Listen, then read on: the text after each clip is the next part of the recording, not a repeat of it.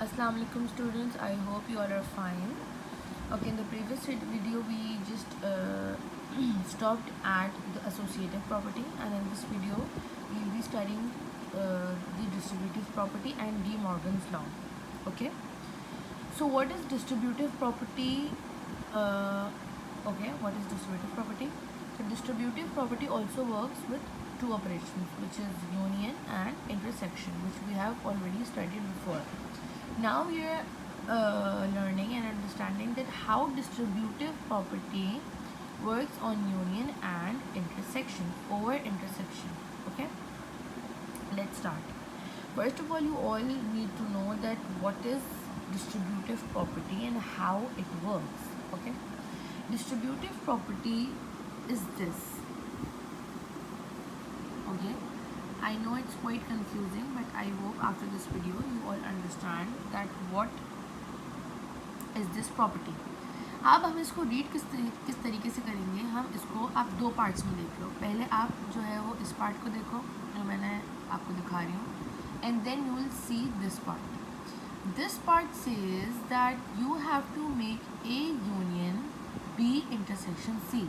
ये हम लोग क्लास में भी बहुत दफ़ा प्रैक्टिस कर चुके हैं कि जब भी हमारे पास तीन सेट का ए बी सी, तीन सेट का अगर हमारे पास इंटरसेक्शन आ रहा है, यूनियन आ रहा है, या हमारे पास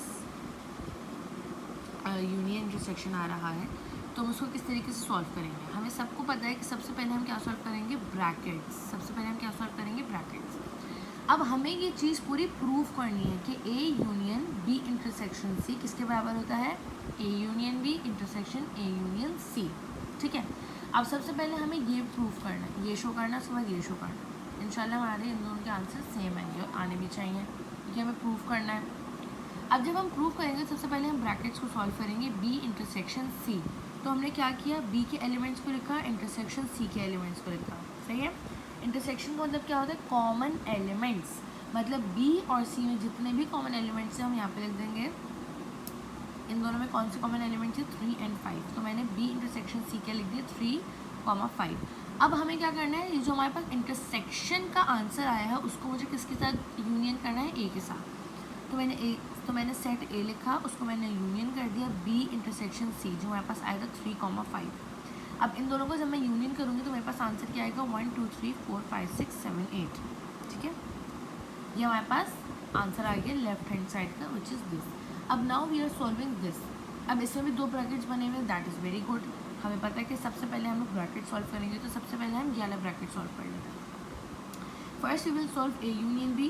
we'll write the elements of set A union elements of set B, and then we'll make the union. मतलब हम दोनों सेट्स को साथ करके लिखेंगे, 1, 2, 3, 4, 5, 6, 7, 8. फिर हमें क्या करना है, A union C. A union C, elements of A union elements of C, make the operation, apply the operation union, and this is your answer. अब हमारे पास ये भी आ गया, ये भी आ गया. जब हमारे पास ये दोनों आ गए हैं ब्रैकेट्स, तो इन दोनों ब्रैकेट्स को हमें क्या करना है, इंटरसेक्ट. क्या करना है, इंटरसेक्ट. तो हमारे पास ए यूनियन बी क्या आया था, 1, 2, 3, 4, 5, 6, 7, 8. इंटरसेक्शन हमारे पास ए यूनियन सी क्या आया था, 1, 2, 3, 4, 5, 6, 7, 8. इंटरसेक्शन का मतलब क्या होता है, कॉमन एलिमेंट्स. अब दोनों में कॉमन एलिमेंट्स कौन कौन से हैं, 1, 2, 3, 4, 5, 6, 7, 8. इन दोनों के कॉमन एलिमेंट्स भी यही हैं. जो इन दोनों में एलिमेंट्स आ रहे हैं वो ये हैं कॉमन एलिमेंट्स. तो हेंस प्रूफ कि लेफ्ट हैंड साइड और राइट हैंड साइड एक दूसरे के बराबर है. इट मीन्स कि A union B intersection C किसके बराबर है, A union B intersection A union C. ठीक है, ये है हमारी distributive property of union over intersection. Okay, now let's see the Venn diagrams, that how Venn diagrams are drawn. सबसे पहले हम इधर वन डायग्राम को देखेंगे. ब्रैकेट में जो था वो हमने एक बना लिया, और जो अलग था वो हमने एक बना लिया. क्योंकि यूनियन का ऑपरेशन पूरे ब्रैकेट के साथ यूनियन हो रहा है, तभी हमने इसकी शेडिंग फुल करी है. ठीक है, और इधर जो हो रहा है वो इधर दोनों ब्रैकेट्स के साथ कौन सा ऑपरेशन अप्लाई हुआ है, इंटरसेक्शन. तो हमने सिर्फ इंटरसेक्शन का पार्ट कलर किया. ये बात आप लोगों को पता है कि यूनियन में हम पूरा कलर करते हैं और इंटरसेक्शन में सिर्फ हम लोग इंटरसेक्टेड पार्ट करते हैं. तो जब हम लोग ये वाला देखेंगे कि A union B intersection C, तो हम क्या लिख देंगे, एलिमेंट्स ऑफ ए और elements of B intersection C. Common elements इधर आ जाएंगे, जो रेस्ट ऑफ द एलिमेंट्स हैं वो इधर आ जाएंगे, सही है। And then Venn diagram number 2, ये हमारे कॉमन एलिमेंट्स थे जो हमारे इधर आ गए थे कॉमन एलिमेंट्स, वो हमने सारे इधर लिख दिए हैं। जब कॉमन एलिमेंट्स सारे हम इधर लिख देंगे तो हमारे पास ए यूनियन बी में कुछ भी नहीं बचेगा और ए यूनियन सी में भी कुछ नहीं बनेगा, क्योंकि इनके आंसर्स भी क्या आए थे, यही आए, तो यही इन दोनों के कॉमन एलिमेंट्स भी हैं। Okay, this is the distributive property of union over intersection. Okay, let's see the other heading, which is De Morgan's law. Okay, what is De Morgan's law? De Morgan's law is being first introduced by Augustus De Morgan in 18th century. इन्होंने क्या किए थे, दो laws बताए थे, ये दो laws, first law, second law. It is very easy and I hope you have understood, you will understand this. First law हमें कहता है A union B naught is equals to A naught intersection B naught, and second law is A intersection B naught is equals to A naught union B naught. इन दो laws को याद करना बहुत आसान है. अगर यहाँ पे यूनियन हो रहा है तो यहाँ पे ऑपोजिट इंटरसेक्शन होगा, अगर यहाँ पे इंटरसेक्शन हो रहा है तो यहाँ पे क्या होगा, union.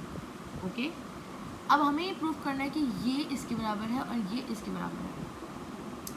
Second thing, you all know that what does this not means. This is called not और कॉम्प्लीमेंट और prime, you can say anything, which means कि हमें यहाँ पे वो एलिमेंट्स लिखने हैं जो ए यूनियन बी में मौजूद नहीं है. तो वो एलिमेंट्स निकालने के लिए सबसे पहले हमें ए यूनियन बी पता होना चाहिए, तभी हम वो एलिमेंट्स निकाल पाएंगे जो ए यूनियन बी में नहीं है. So let's start. सबसे पहले हम फर्स्ट लॉ प्रूव कर रहे हैं, तो फर्स्ट लॉ के लिए हमें सबसे पहले क्या करना है, A union B not. A union B not के लिए हमें पता होना चाहिए कि ए यूनियन बी क्या है. तो ए यूनियन बी हम निकालेंगे, elements of A union elements of B. A union B हमारे पास ये आ गया. अब हम निकालेंगे ए यूनियन बी का नॉट. वो हम कैसे निकालेंगे कि ए यूनियन बी जो हमारे पास सेट आया है उसको हम यूनिवर्सल सेट से माइनस करा देंगे. जब मैं यूनिवर्सल सेट से ए यूनियन बी का सेट को माइनस कराऊंगी तो मेरे पास वो एलिमेंट आ जाएगा, वो सेट आ जाएगा जो हमें रिक्वायर्ड है, that is A union B not. Then ये चीज़ हमारे पास आ गई. अब हमें ये चीज़ निकालनी है, ए नॉट इंटरसेक्शन बी नॉट. सबसे पहले हम ए नॉट निकालेंगे. ए नॉट का फॉर्मूला हम सबको पता है, यूनिवर्सल सेट में से मैं सेट ए माइनस कर दूंगी, क्योंकि हमें वो एलिमेंट्स चाहिए जो ए में नहीं हैं, वो एलिमेंट्स चाहिए जो ए में नहीं हैं, that is called A not. Minus करा के बस ए नॉट आ गया. Same goes with B not. मैं बी नॉट को बी के एलिमेंट्स को यूनिवर्सल सेट से माइनस कराऊंगी, मेरे पास बी नॉट के एलिमेंट्स आ जाएंगे. ए नॉट के एलिमेंट्स आ गए, बी नॉट के एलिमेंट्स आ गए, उसको हमने क्या कर दिया, इंटरसेक्ट. जब मैंने इंटरसेक्ट किया, कॉमन एलिमेंट निकाल लिया which is 4.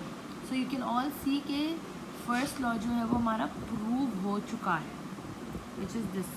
Okay, now let's see the second law.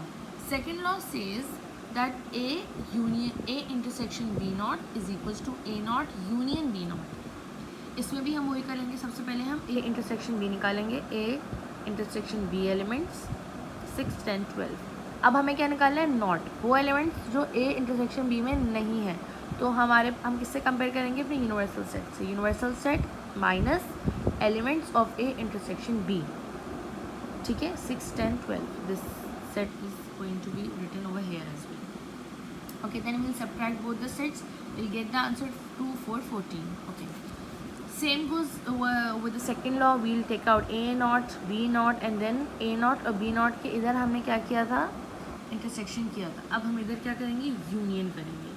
जब हम इन दोनों सेट्स को यूनियन करेंगे तो हमारे पास एक आंसर आ जाएगा 2, 4, 14. सो यू कैन ऑल सी के A naught union B naught का आंसर सेम आया है, A intersection B naught.